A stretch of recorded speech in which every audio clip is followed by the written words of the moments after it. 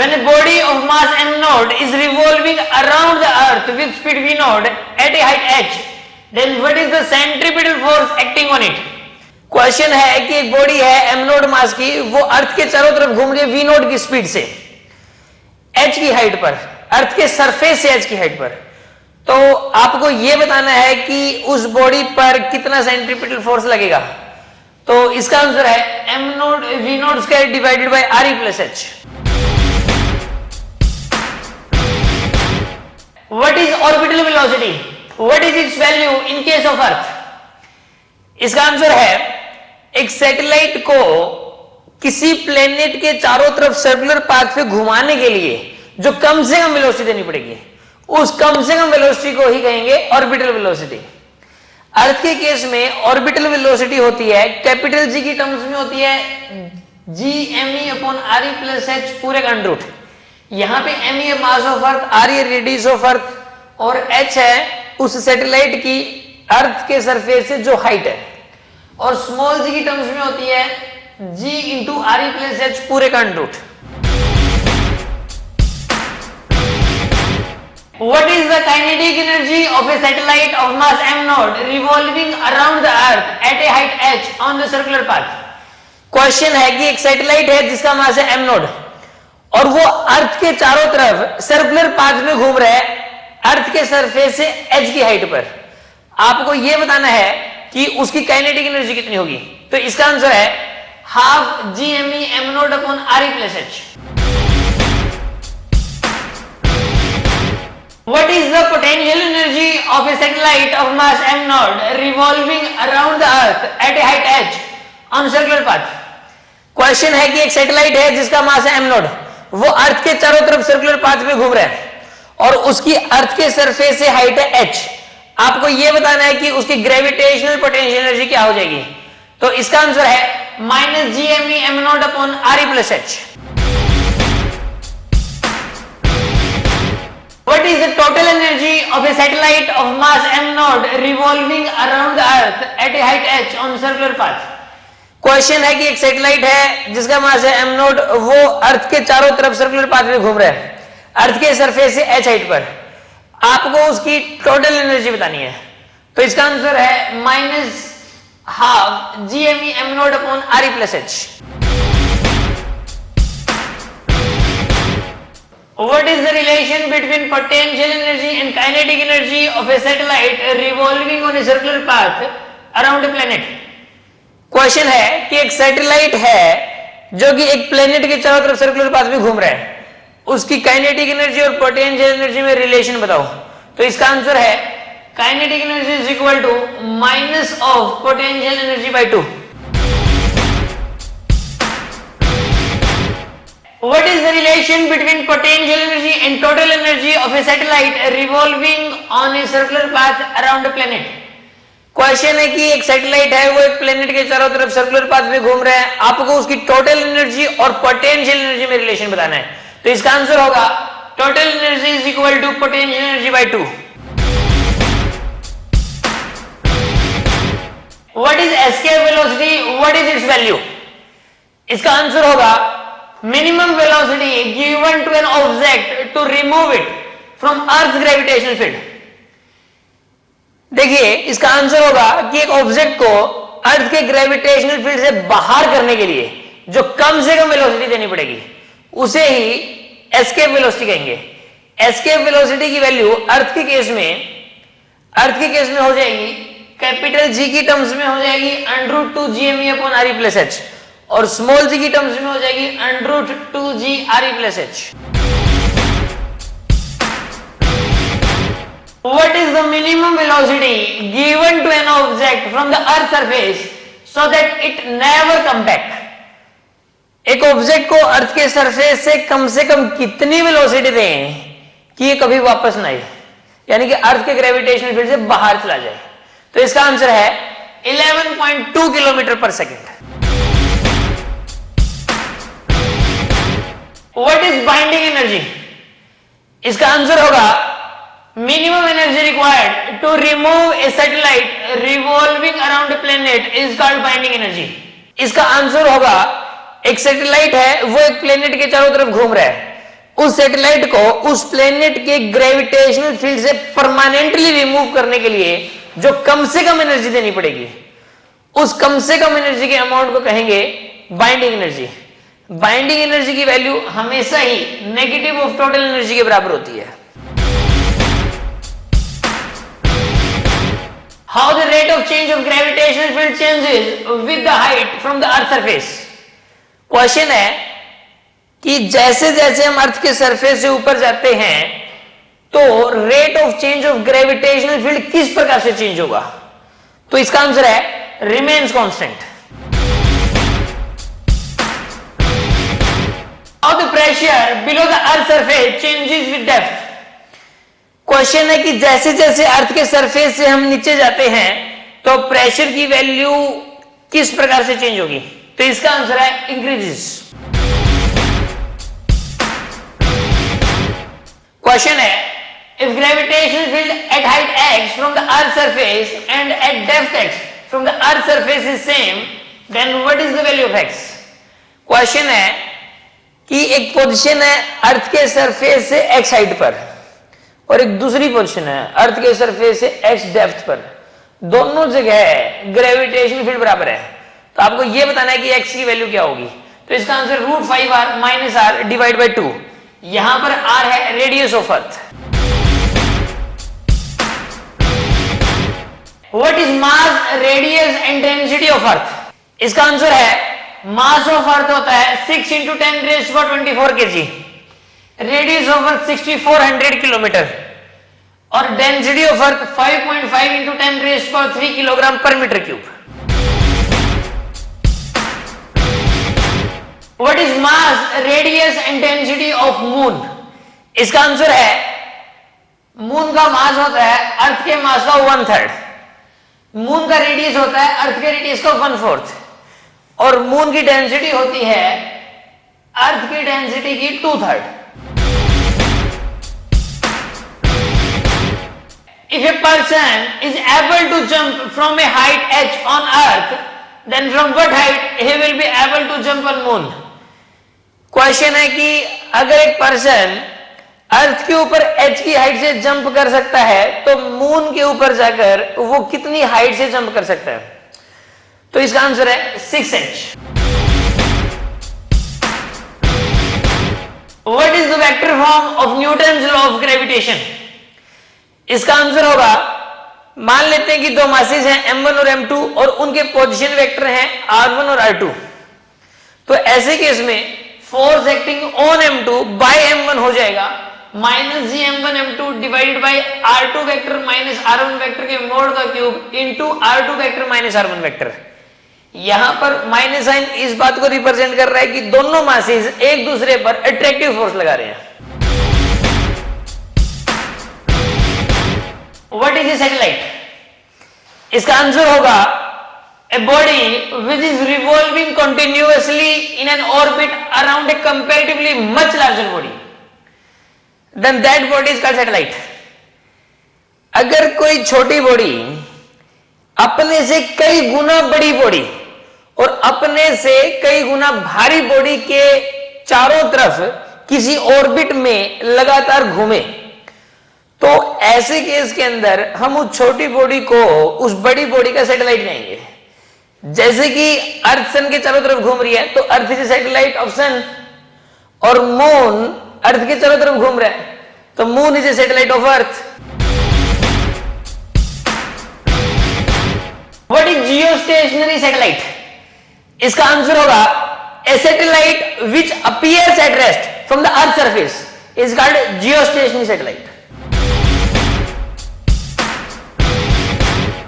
What is the time period, height and angular velocity of geostationary satellite। इसका answer होगा time period 24 hours, height 36,000 kilometre और angular velocity geostationary satellite की अर्थ की angular velocity के बराबर होती है। What is the angular velocity of Earth about its own axis of rotation। Question है कि अर्थ की अपने खुद के एक्सिस के अबाउट एंगुलर वेलोसिटी क्या होगी। तो इसका आंसर होगा एंगुलर वेलोसिटी होता है एंगुलर डिस्प्लेसमेंट अपॉन टाइम।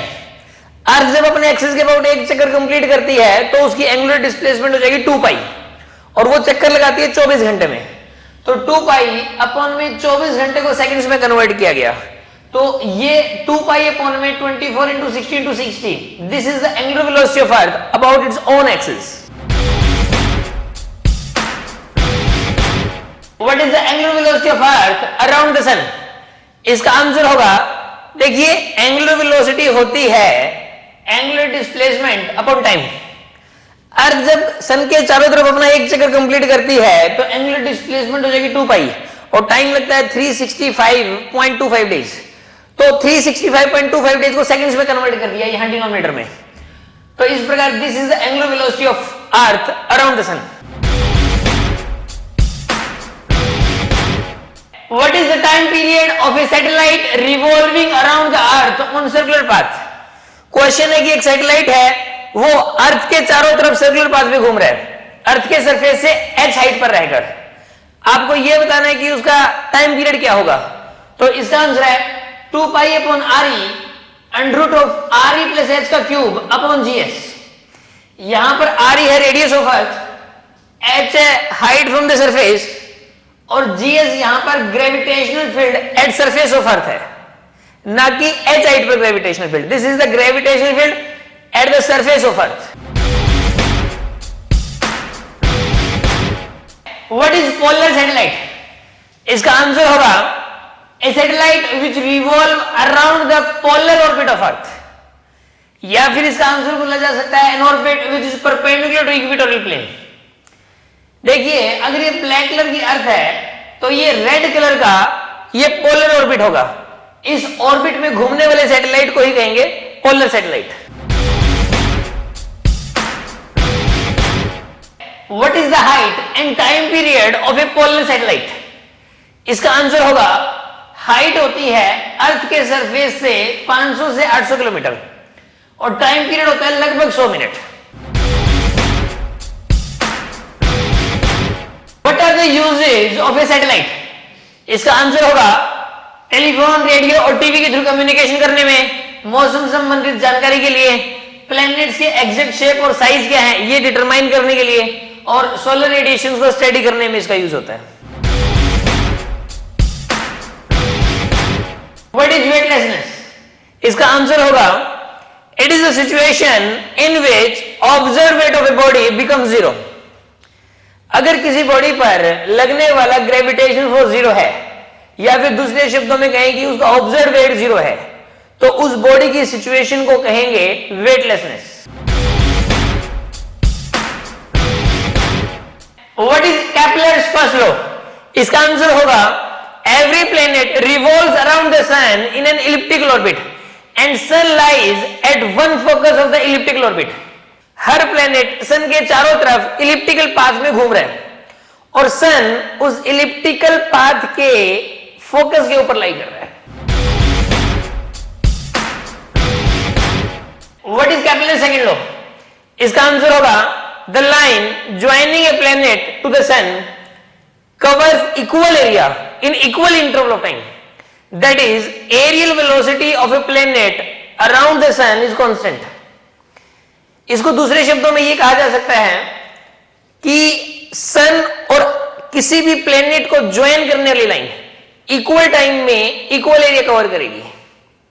यानी कि हम ये कह सकते हैं कि किसी भी प्लेनेट की सन के चारों तरफ एरियल वेलोसिटी कांस्टेंट रहती है। What is Kepler third law? इसका आंसर होगा, the square of time period of revolution of a planet around the sun is directly proportional to the cube of semi-major axis of its elliptical orbit, that is t square is directly proportional to r cube। Sun के चारों तरफ घूमने वाले किसी भी planet के time period का square semi major axis के क्यूब के डायरेक्टली प्रोपोर्शनल होता है, यानी कि T square directly proportional to R cube. यहां पे टी है टाइम पीरियड और आर है length of semi major axis. What is area of an ellipse? इसका आंसर होगा पाई ए बी। यहां पर ए है length of semi major axis और बी है length of semi minor axis. What what is relation between RP, RA and E? इसका answer होगा RP upon RA is equal to 1 minus E upon 1 plus E. यहां पर E है eccentricity of the ellipse, RP है planet और sun के बीच की मिनिमम डिस्टेंस, और आरए है प्लेनेट और सन के बीच की maximum distance. When the velocity of Earth around the sun is maximum and when velocity is minimum? इसका आंसर है जब अर्थ सन के सबसे नजदीक होगी, यानी कि नियरेस्ट होगी, उस टाइम अर्थ की वेलोसिटी मैक्सिमम होगी, और जब अर्थ सन से मैक्सिमम दूरी पर होगी तो ऐसे केस में अर्थ की वेलोसिटी मिनिमम होगी। What is fluid statics and what is fluid dynamics? इसका आंसर है फ्लूइड स्टैटिक्स होती है study of the fluid at rest. अगर फ्लूइड रेस्ट में है और उसकी स्टडी की जा रही है तो वो फ्लूइड स्टैटिक्स है, और फ्लूइड डायनामिक्स होता है study of the fluid in motion. What is a fluid? इसका आंसर है all liquids and all gases are called fluid. जितने भी लिक्विड्स हैं उनको भी फ्लूइड बोला जा सकता है, और जितने भी गैसेस हैं उनको भी फ्लूइड बोला जा सकता है। हम ये कह सकते हैं कि मैटर को दो पार्ट्स में डिवाइड किया जा सकता है, एक तो सॉलिड और एक फ्लूइड।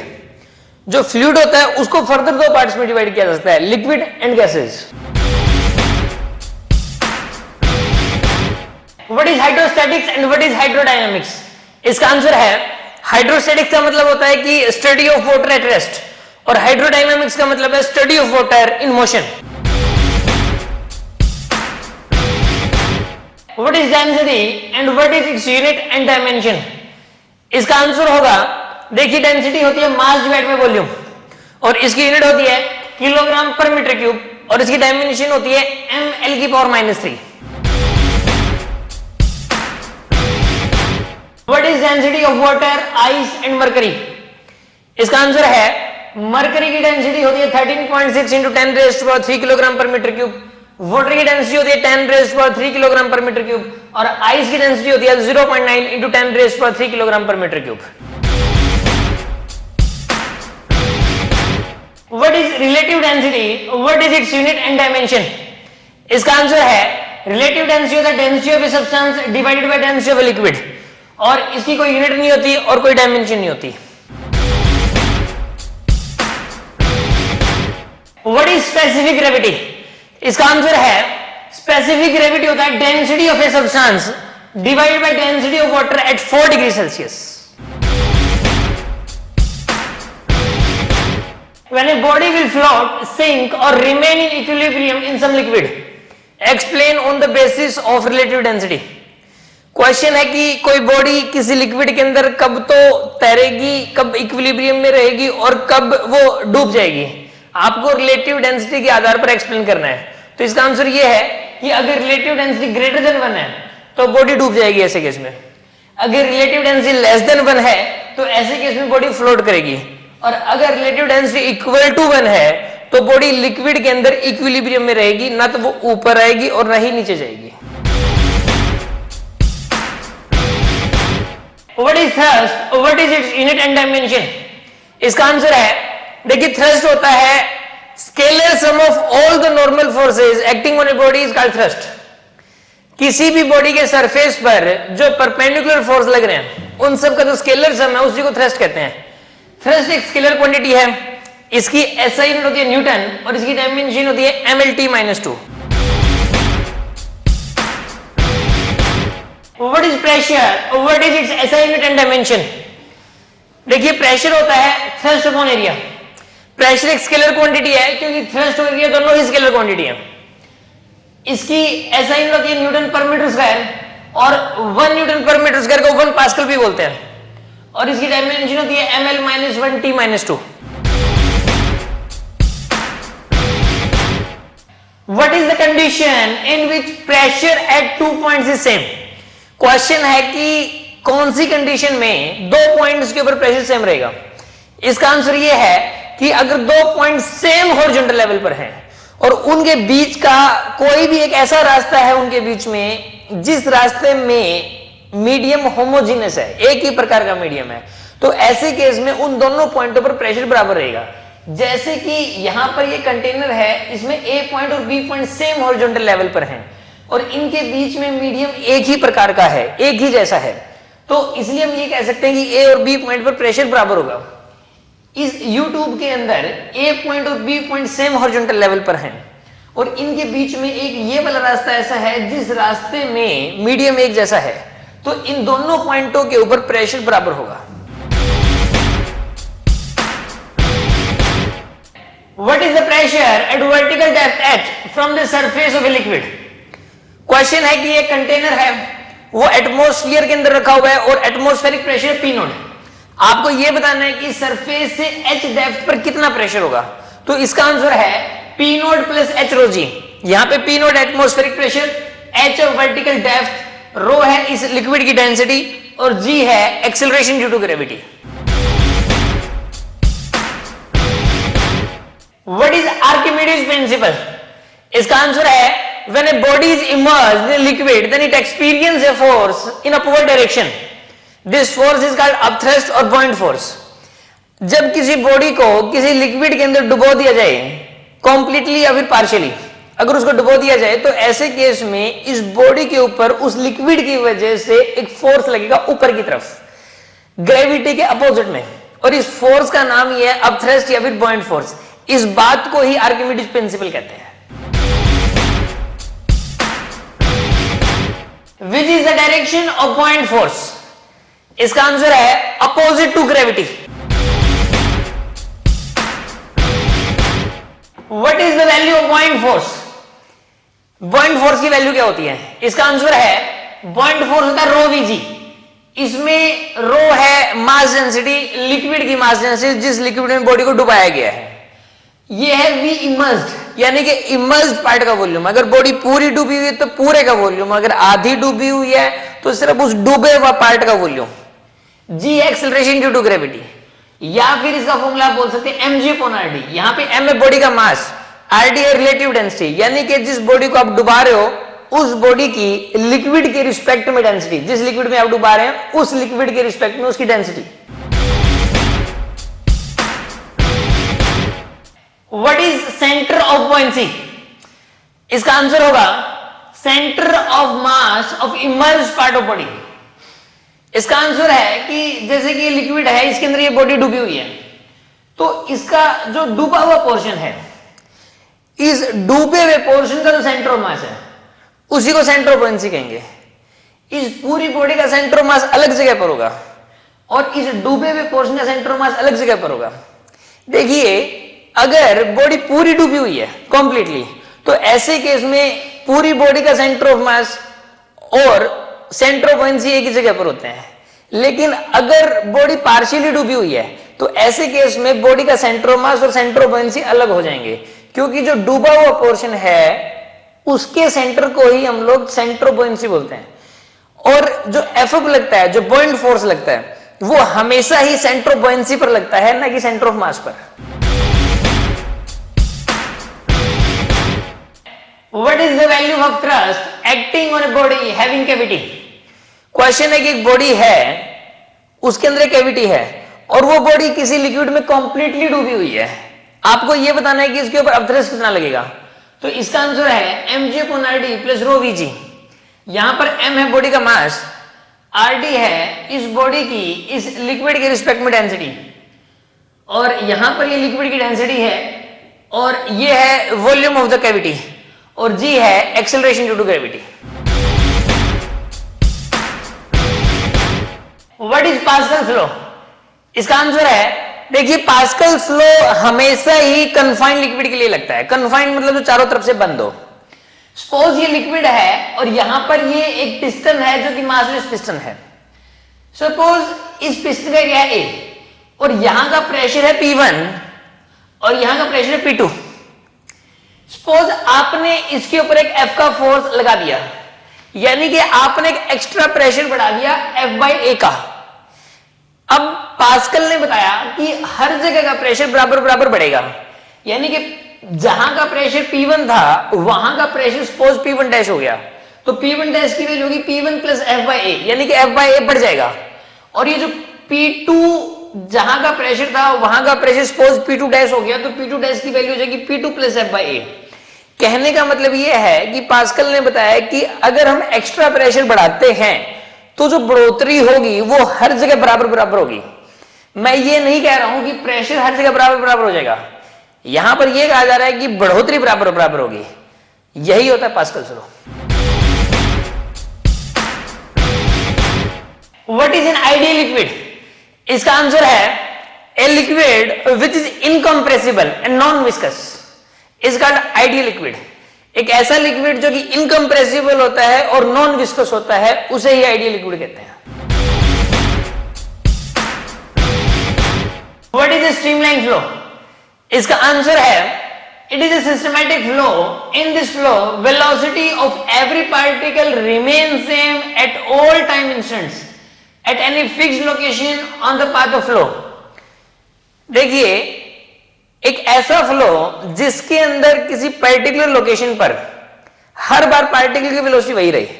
कोई पर्टिकुलर लोकेशन है, वहां पर पार्टिकल की आपने कोई वेलोसिटी नोट की, थोड़ी देर बाद फिर नोट की वही वाली वेलोसिटी और उसी डायरेक्शन में है, फिर थोड़ी सी देर बाद नोट की कोई दूसरा पार्टिकल उस लोकेशन पर होगा और उस पार्टिकल की भी वेलोसिटी वही है और उसी डायरेक्शन में है, तो ऐसे फ्लो को हम कहेंगे streamline flow. What is turbulent flow? इसका आंसर है it is an unsystematic flow. In this flow velocity of every particle is different at different time instants at any particular location. इसका आंसर है ये एक unsystematic flow होता है। अक्सर ये वाला फ्लो तब होता है जब लिक्विड बहुत ही ज्यादा फास्ट मूव कर रहा हो। इस फ्लो में क्या होता है कि किसी पर्टिकुलर लोकेशन पर किसी पार्टिकल की जो वेलोसिटी है वो आपने नोट की, फिर थोड़ी सी देर बाद उसी लोकेशन पे कोई दूसरा पार्टिकल होगा और उसकी वेलोसिटी अलग होगी, और फिर कुछ देर बाद आपने उसी लोकेशन पर देखा तो कोई नया पार्टिकल है और उसकी वेलोसिटी पहले वाले पार्टिकल से अलग है, तो ऐसे फ्लो को हम लोग कहेंगे turbulent flow. What is volume flux? इसका आंसर होगा volume of liquid passing through cross sectional area of A pipe in 1 second is called volume flux. देखिए, वॉल्यूम फ्लक्स होता है जैसे कोई पाइप है और उसमें से कोई लिक्विड फ्लो कर रहा है, उसके क्रॉस सेक्शनल एरिया में से पर सेकेंड कितना वॉल्यूम ऑफ वाटर पास कर रहा है, उस वॉल्यूम ऑफ वाटर को ही हम लोग वॉल्यूम फ्लक्स कहेंगे। हम लिख सकते हैं dv by dt is equal to a into V. यहां पर v वॉल्यूम है यानी कि rate of change of volume, इसी को dv by dt को ही वॉल्यूम फ्लक्स बोलते हैं। और यहां पर a है area, cross section area of the pipe, और v है velocity of liquid. What is mass flux? इसका आंसर होगा mass of liquid passing through cross sectional area of a pipe in 1 second is called mass flux। देखिए, मास flux होता है जैसे कि कोई भी पाइप है, उस वाले पाइप में से लिक्विड फ्लो कर रहा है, तो उसके क्रॉस सेक्शनल एरिया में से 1 सेकंड में जितना मास ऑफ वाटर पास कर जाएगा, उस मास ऑफ वाटर को ही हम लोग कहेंगे मास फ्लक्स। हम यहां पर लिख सकते हैं dm by dt is equal to rho into a into v। यहां पर dm by dt है मास फ्लक्स, रो है डेंसिटी ऑफ द लिक्विड, और ए है cross sectional area of the pipe, और वी है velocity of the liquid. What is principle of continuity? इसका answer होगा volume flux passing through a pipe always remain same at all positions. देखिए, अगर एक pipe है और उसमें से कोई लिक्विड फ्लो कर रहा है, तो उसकी हर जगह से पास करने वाला वॉल्यूम फ्लक्स हमेशा ही सेम रहेगा। जैसे कि यहां पर एक पाइप है, यहां पर इसका डायमीटर ज्यादा है और यहां पर डायमीटर कम है, यहां पर जो वॉल्यूम फ्लक्स है वो है A1V1 और यहां से पास करने वाला वॉल्यूम फ्लक्स है A2V2, तो यहां का वॉल्यूम फ्लक्स और यहां का वॉल्यूम फ्लक्स सेम रहेगा, यानी कि हम लिख सकते हैं A1V1 is equal to A2V2। यही होता है principle of continuity.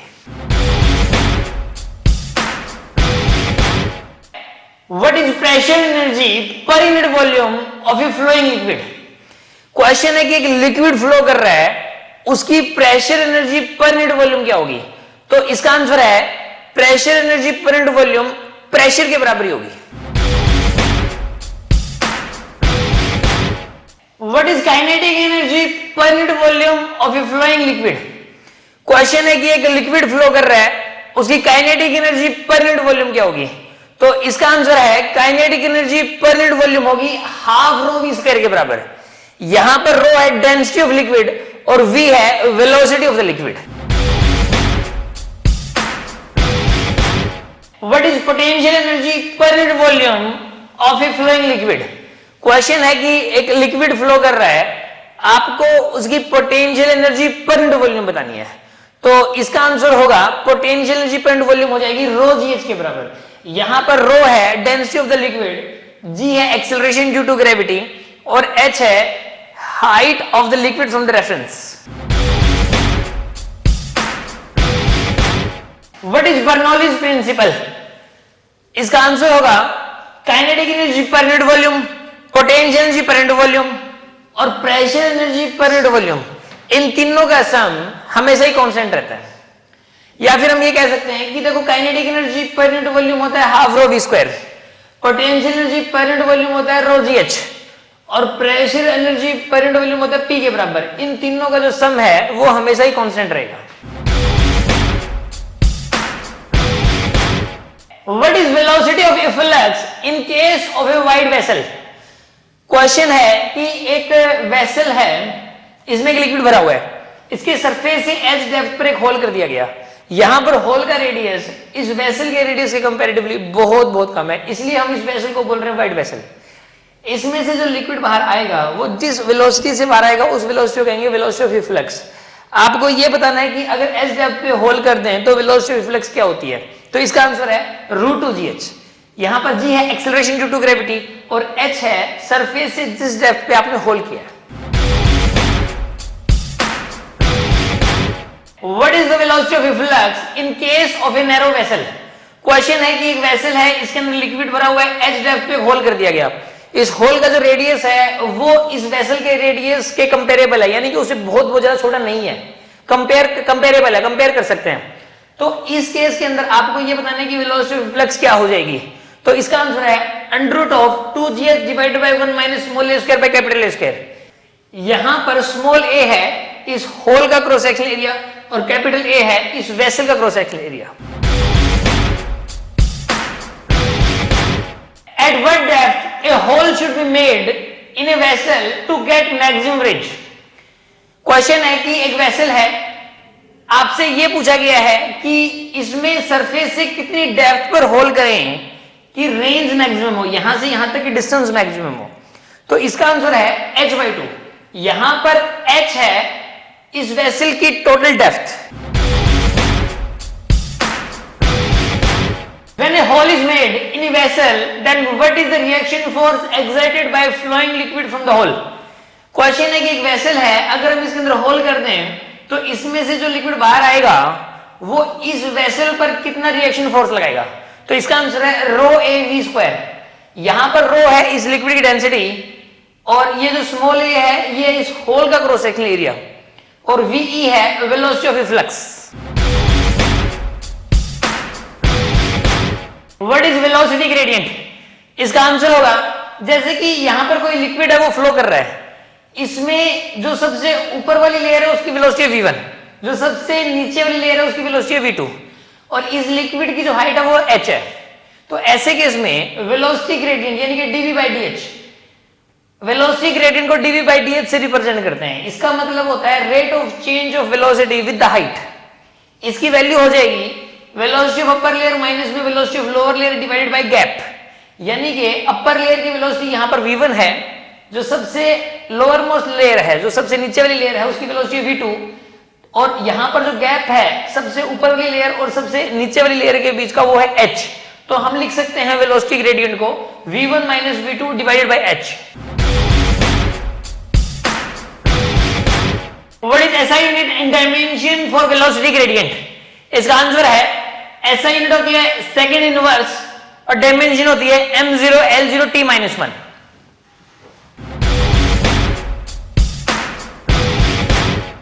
What is viscous force. देखिए इसका आंसर होगा, देखिए कोई भी लिक्विड है, जैसे अगर हम इसको लेयर्स की फॉर्म में सोचें तो सबसे ऊपर वाली लेयर की वेलोसिटी सबसे ज्यादा होती है सपोज v1, उसके बाद की जो लेयर है उसकी वेलोसिटी कम है, उसके बाद की जो लेयर है उसकी वेलोसिटी और कम है। इस प्रकार नीचे जाने पर लेयर की वेलोसिटी कम होती चली जाती है। ओके, तो यहां पर जो लेयर्स हैं उनकी वेलोसिटी अलग अलग होने के कारण वो एक दूसरे के ऊपर फ्रिक्शन फोर्स लगाती है। इस फ्रिक्शन फोर्स का नाम ही होता है विस्कस फोर्स। यानी कि विस्कस फोर्स होता है जब भी कोई लिक्विड फ्लो कर रहा होता है तो उस फ्लोइंग लिक्विड की लेयर्स एक दूसरे के ऊपर जो फ्रिक्शन फोर्स लगाएंगी उस फ्रिक्शन फोर्स का नाम ही होता है viscous force. What is the unit and dimension for viscous force? इसका आंसर है कि वही वाली जो कि किसी भी फोर्स के लिए होती है, यानी कि ऐसा यूनिट होती है न्यूटन और डायमेंशन होती है mLT-2। When an object moves inside some liquid, then it experiences an opposing force which is called drag force. देखिए, अगर कोई लिक्विड है और उस लिक्विड के अंदर एक ऑब्जेक्ट मूव करे तो ऐसे केस में वो एक अपोजिंग फोर्स महसूस करता है अपोजिट डायरेक्शन में। जिस डायरेक्शन में मूव कर रहा है उसके अपोजिट डायरेक्शन में वो वाला लिक्विड उस ऑब्जेक्ट पर एक फोर्स लगाता है, उस फोर्स का नाम होता है drag force. What is the value of viscous force? इसका आंसर होगा विस्कस फोर्स होता है नीटा ए डीवी बाई डी एच। इसमें नीटा है कोफिशिएंट ऑफ विस्कोसिटी, ए है एरिया ऑफ द लेयर्स और डीवी बाई डी एच होता है velocity gradient. On which factor coefficient of viscosity depends? इसका आंसर है nature of liquid. If the temperature of a liquid is increased, then how viscosity of liquid changes? Question है कि अगर एक liquid है और उसका टेम्परेचर बढ़ाया जाए तो ऐसे केस में विस्कोसिटी किस प्रकार से चेंज होगी? तो इसका आंसर है कि टेम्परेचर के बढ़ने के साथ साथ विस्कोसिटी हमेशा ही डिक्रीज होती है। What is SI unit, CGS unit and dimension for coefficient of viscosity? देखिए, इसका आंसर होगा कोएफिशिएंट ऑफ विस्कोसिटी की एसआई यूनिट होती है किलोग्राम पर मीटर पर सेकंड, सीजीएस यूनिट होती है पॉइज और डायमेंशन होती है ml-1t-1। और नोट करने वाली बात यह है कि 1 किलोग्राम पर मीटर पर सेकंड के अंदर हमेशा ही 10 पॉइज होते हैं। What is coefficient of viscosity of water at 4 degree Celsius? इसका आंसर है 1.56 इंटू 10⁻³ किलोग्राम पर मीटर पर second. What is Stokes law? इसका आंसर है अगर कोई स्फेरिकल बॉडी किसी लिक्विड के अंदर मूव करे किसी वीक स्पीड से तो ऐसे केस में उसके ऊपर एक अपोजिंग फोर्स लगेगा लिक्विड की वजह से। उस अपोजिंग फोर्स को कहते हैं ड्रैग फोर्स। स्टोक ने उस ड्रैग फोर्स की वैल्यू बताई। उस ड्रैग फोर्स की वैल्यू होती है 6 पाई नीटा आरवी। इसमें नीटा है coefficient of viscosity of the liquid और आर है रेडियस ऑफ द बॉडी और वी है velocity of the body. What is terminal velocity? इसका आंसर है, देखिए मान लीजिए कि एक लिक्विड है वो बहुत ज्यादा गहराई तक है, बहुत ही ज्यादा गहराई तक, उसके अंदर आपने एक बॉडी को छोड़ दिया तो वो वाली बॉडी कुछ देर तक तो कुछ टाइम तक तो वो एक्सेलरेट करेगी, फिर उसके बाद उसकी वेलोसिटी कांस्टेंट हो जाएगी। उस कांस्टेंट वेलोसिटी को ही कहते हैं terminal velocity. What is the value of terminal velocity? इसका आंसर है टर्मिनल वेलोसिटी होती है mg into 1 - 1/RT upon 6 pi metre r। यहां पे m है mass of the body, g है एक्सेलरेशन ड्यू टू ग्रेविटी और rt है रिलेटिव डेंसिटी यानी कि density of the body with respect to liquid. और यहां पर नीटा है coefficient of viscosity of the liquid और r है radius of the body, radius of the spherical body. और या फिर इसका फॉर्मूला हम लिख सकते हैं 2/9 r²g divide by Neeta into ρs minus ρl। यहां पर ρs है उस बॉडी की डेंसिटी और ρl है उस लिक्विड की density. What is Reynolds critical velocity? इसका आंसर है, देखिए मान लीजिए कोई पाइप है और उसके अंदर लिक्विड फ्लो कर रहा है। अगर लिक्विड की फ्लो वेलोसिटी एक पर्टिकुलर वेलोसिटी से कम है या उसके बराबर है तो उस फ्लो को हम कहेंगे स्ट्रीमलाइन फ्लो। और अगर उस लिक्विड की फ्लो वेलोसिटी उस पर्टिकुलर वेलोसिटी से ज्यादा है तो हम उस फ्लो को कहेंगे टर्बुलेंट फ्लो। और उस पर्टिकुलर वेलोसिटी को कहेंगे Reynolds critical velocity. What is the value of Reynolds critical velocity? इसका आंसर है रेनॉल्ड्स क्रिटिकल वेलोसिटी होती है k नीटा बाय रो r। यहां पर क्या है? रेनॉल्ड्स नंबर, नीटा है कोएफिशिएंट ऑफ विस्कोसिटी और रो है डेंसिटी ऑफ लिक्विड और r है radius of the pipe. What is Reynolds number for water? देखिए इसका आंसर है 1000। देखो जो रेनॉल्ड्स नंबर होता है वो यूनिवर्सल कांस्टेंट नहीं है, वो अलग अलग लिक्विड के लिए अलग अलग होता है। तो वाटर के लिए होता है 1000। What is elasticity? इसका आंसर होगा elasticity is the property of a material due to which restoring force acts when deforming force is applied. देखिए अगर कोई बॉडी है, उस बॉडी के ऊपर आप डिफॉर्मिंग फोर्स लगाते हैं, तो ऐसे केस में उस बॉडी के अंदर अपने आप एक रिस्टोरिंग फोर्स भी लगता है। वो रिस्टोरिंग फोर्स जिस प्रॉपर्टी की वजह से लगता है उस प्रॉपर्टी का नाम है elasticity. What is perfectly elastic body? इसका आंसर है a body which recover its original shape and size after removal of deforming force, for example quartz। देखिए अगर कोई बॉडी है, उस बॉडी पे आप जितना मर्जी डिफॉर्मिंग फोर्स लगा दें, वो बॉडी एक बार डिफॉर्म हो जाएगी, लेकिन आप जैसे ही उस डिफॉर्मिंग फोर्स को हटाओगे वो वाली बॉडी वापस अपने ओरिजिनल शेप और साइज में आ जाएगी। ऐसी बॉडी को हम बोलते हैं परफेक्टली इलास्टिक बॉडी। इसका सबसे बेस्ट एग्जांपल है वो क्वार्ट्ज है। What is perfectly inelastic body? इसका आंसर होगा a body which do not recover and also not try to recover its original shape and size after removal of deforming force is called perfectly inelastic body। for example wax। देखिए अगर कोई body है, हमने उसके ऊपर deforming force लगाया, वो deform हो गई। अब अगर हमने डिफॉर्मिंग फोर्स हटा लिया तो वो अब जैसी है वैसी ही रही, ना तो अपने ओरिजिनल शेप और साइज में आई और ना ही उसने आने की कोशिश की। हम ऐसी बॉडी को कहेंगे परफेक्टली इनइलास्टिक बॉडी। इसका जो सबसे बेस्ट एग्जांपल है वो है wax. What is inelastic body? इसका आंसर होगा a body which partially recover its original shape and size after removal of deforming force, for example any general body। देखिए मान लीजिए कोई बॉडी है, हमने उसके ऊपर डिफॉर्मिंग फोर्स लगाया, डिफॉर्मिंग फोर्स लगाने के बाद वो डिफॉर्म हो गई। अब हमने जब उसके ऊपर से डिफॉर्मिंग फोर्स हटा लिया तो उसने अपना ओरिजिनल शेप और साइज तो रिकवर नहीं किया, उसने पार्शियली रिकवर किया। यानी कि ऐसा भी नहीं है कि वो जैसे हमने उसको छोड़ा था वैसे ही रही, और ऐसा भी नहीं कि अपने ओरिजिनल शेप और साइज में आ गई, उसने पार्शियली रिकवर कर लिया। तो ऐसी बॉडी को कहेंगे इनइलास्टिक बॉडी। लगभग जितनी भी बॉडीज हैं, लगभग सभी की सभी इनइलास्टिक बॉडीज ही होती हैं। What about the elastic limit?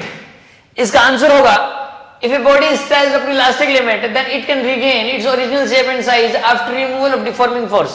देखिए अगर कोई जनरल बॉडी है, उस जनरल बॉडी के ऊपर हमने डिफॉर्मिंग फोर्स लगाया और उसको हमने उसकी इलास्टिक लिमिट तक खींचकर छोड़ दिया, तो ऐसे केस में वो अपने ओरिजिनल शेप और साइज के अंदर आ जाएगी।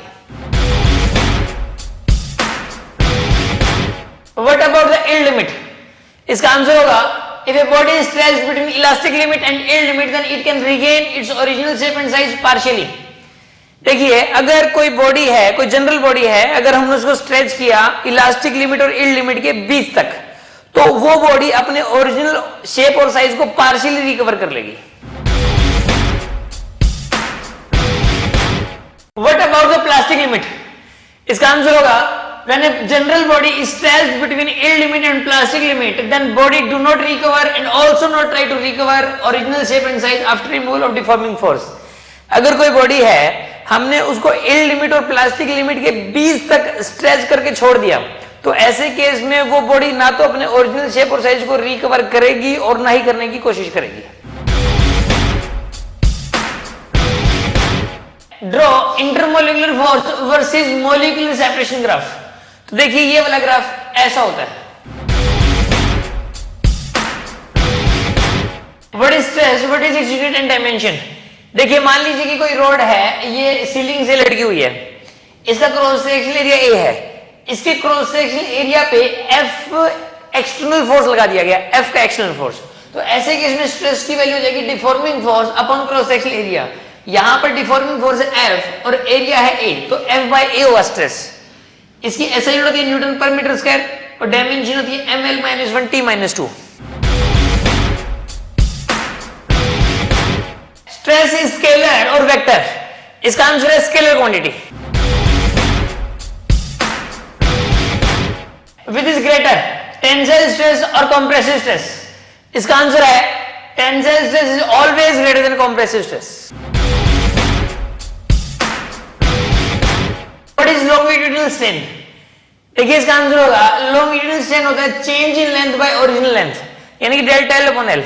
अगर कोई रोड है उसकी पहले ओरिजिनल लेंथ एल, हमने डिफॉर्मिंग फोर्स अप्लाई करके उसकी लेंथ डेल्टा एल बढ़ा दी, तो ऐसे केस के अंदर उसके अंदर जो लॉन्गिट्यूडिनल स्ट्रेन होगा वो होगा delta L divide by L.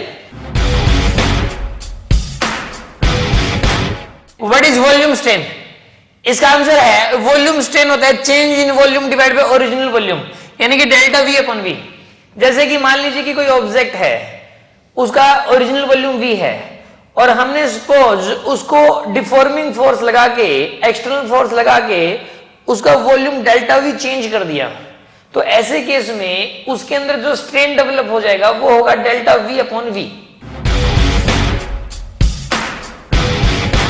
What is shear strain? देखिए जो शियर स्ट्रेन होता है वो हमेशा ही शेप के चेंज होने से रिलेटेड है। मान लीजिए कि क्यूबिकल बॉक्स है, हमने क्या किया कि इसका देखिए बेस फिक्स है और इसका जो ऊपर वाला सरफेस है उसके ऊपर एफ का फोर्स टेंजेंशियली लगा दिया, तो ऐसे केस के अंदर इसका जो ये ऊपर वाला जो फेस है वो एक्स शिफ्ट हो गया और इसकी जो एक साइड की लेंथ है वो है एल और जो ऊपर वाला जो फेस शिफ्ट हुआ है वो एक्स, या फिर आप ये कह सकते हैं कि जो ये वाला एज है ये एक्स शिफ्ट हो गया। तो ऐसे केस में शियर स्ट्रेन की वैल्यू हो जाएगी एक्स डिवाइड बाय एल।